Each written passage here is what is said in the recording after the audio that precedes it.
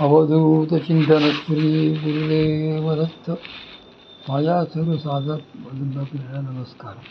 सध्या आपण पुण्याच्या मामनरास प्रकाश यांची पुस्तके वाचण्यास घेतली आहे. सध्या परमपूज्य श्रीदादा कोळे महाराजांनी लिहिलेले सद्गुरू स्मरणी पुस्तक वाचत आहोत. त्यात परमपूज्य मामांच्या पत्रिकेचा विचार ज्याला मी कसा केला याचं हे आपण पाहत आहोत. व्यवस्थापनाचा आश्चर्ययोग. परमपूज्य श्री मामांनी आयुष्यात ज्या ज्या गोष्टी सोडल्या, दान केल्या, त्या त्यांना कितीतरी पटींनी परत मिळालेल्या दिसून येतात. त्याला कारण हाच योग आहे. परमपूज्य मातोश्रींनी परमपूज्य श्री मामांना पत्रिका का पडायला लावली? श्री स्वामी समर्थ महाराजांनी सर्वस्वाचा त्याग करून त्यांना घर का सोडायला लावले?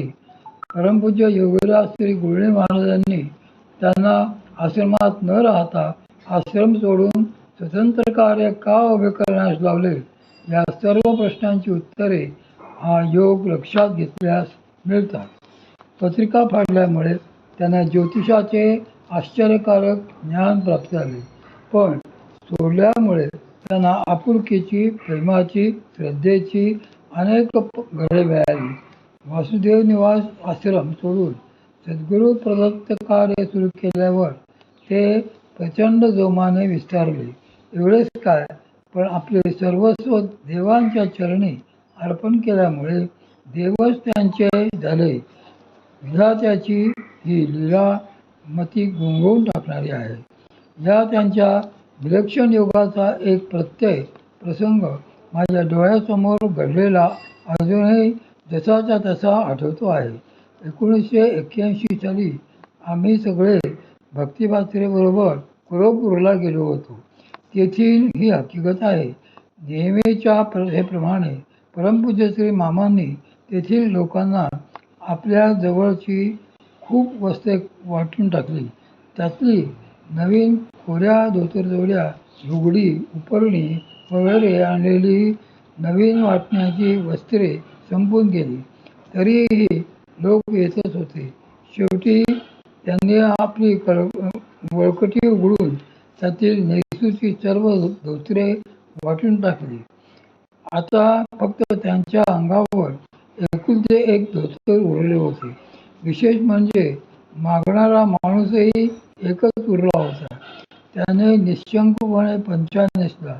तेही धोतर फेडले व अत्यानंदाने त्या माणसाला देऊन टाकले. नंतर तसे पंचा नेसलेलेच मामा आमच्याबरोबर रायचूरपर्यंत आले.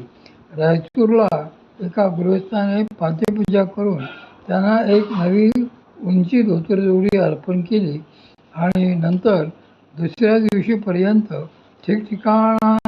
ठिकठिकाणावर वस्त्रे मिळत परत त्यांची वळकटी गच्च भरली. खरोखरीच त्यांचे दातृत्वही धन्य आणि त्यांचा दाताही धन्य होय. काही विशेष योग. धनेश बेळ्यात असून गुरुने दृष्ट असता गुरु कष्टात असताना वाडवडित संपत्तीचा उपभोग पिता हयात असते तोवरच मिळतो, असा एक ज्योतिषशास्त्राचा नियम आहे. तोही येथे या पत्रिकेत लागू झालेला दिसतो. तृतीयेश आणि दशमेश शुक्र 103 असून तोही वेळात पडलेला आहे. तो पुण्याच्या कारक ताऱ्याजवळ 105 अंश असल्यामुळे शिवफल देणारा आहे. या योगात वेगवेगळ्या प्रकारच्या नोकऱ्या पदे घडतात. बुध, चंद्र आणि नेपच्यून या शुक्रासोबत असल्यामुळे शिक्षकी पेशा, छोटे गृहोद्योग, व्यवसाय, छापखान्यात नोकरी, वाहतुकी संदर्भात नोकरी, प्रकाशने आदी घडले. मात्र जे काही करीत ते निष्ठेने आणि सचोटीने असा असा बाणा या योगात बसतो. या योगावर पराभवापासून दूर गेल्याचाच भाग्योदय होतो. हा शुक्र तृतीयेस असून व्ययात पडल्यामुळे त्याने भावंडांशी विशेष वैचारिक सांप्रतिक सख्य दिले नाही. भावंडांपासून दूर राहावे लागले. कथित मतभेदही झाले. शुक्र हा दशमेशही आहे. व्ययात तो बुध आणि पुण्याच्या कारक झाल्याबरोबर घडला आहे. चलित चंद्रही तेथे येतो. तो पुनर्वसूच्या शुभकारक ताऱ्याजवळ आहे. हा योग एक महान पुण्यात्मा योग म्हणून ओळखला जातो. हा योग आयुष्यात खूप आणि विविध प्रकारचा दानधर्म घडवतो. यज्ञयागही खूप घडतात. चंद्रामुळे अन्नदान वस्त्रदान प्रचंड प्रमाणात होते. या योगांमुळे मोठमोठ्या तीर्थयात्रा घडतात. देवदर्शन घडतात. हा कीर्ती मिळेल आणि भरपूर परदेश पर्यटनही होईल असे दिसते. उत्तर आयुष्यात ऐहिक आणि पारमार्थिक भरभराट होते. साधनाच्या शिक्षणातही अनेक सन्मान आणि कीर्ती मिळवून देणारा हा योग आहे. पंचमेश आणि अष्टमेश असलेला गुरु षष्ठात पडला असून तो चलित होऊन सप्तम षष्ठ संधीत येतो. धनिष्ठेचा कारक तारा त्याच्याजवळ असून हर्षलही त्याच्याशी युतियोग करतो. हा दीर्घायू योग आहे. पण या योगावर शत्रुत्व करणारे लोकही फार भेटतात. देवकार्यासाठी देखील लोकांचे शत्रुत्व पत्करावे लागते. मात्र कालांतराने अशा हितशत्रूचा नाशही याच योगापुढे घडून येतो.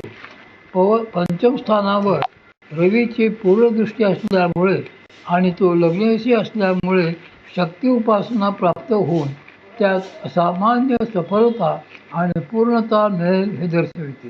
बुध आणि गुरु हे सिंह लग्नाचे प्रमुख मारक ग्रह आहेत. अष्टमेश गुरु चलित होणारा षष्ठात आहे. वक्री आहे. सप्तमात राहू शततारकेच्या कारक ताराजवळ आहे.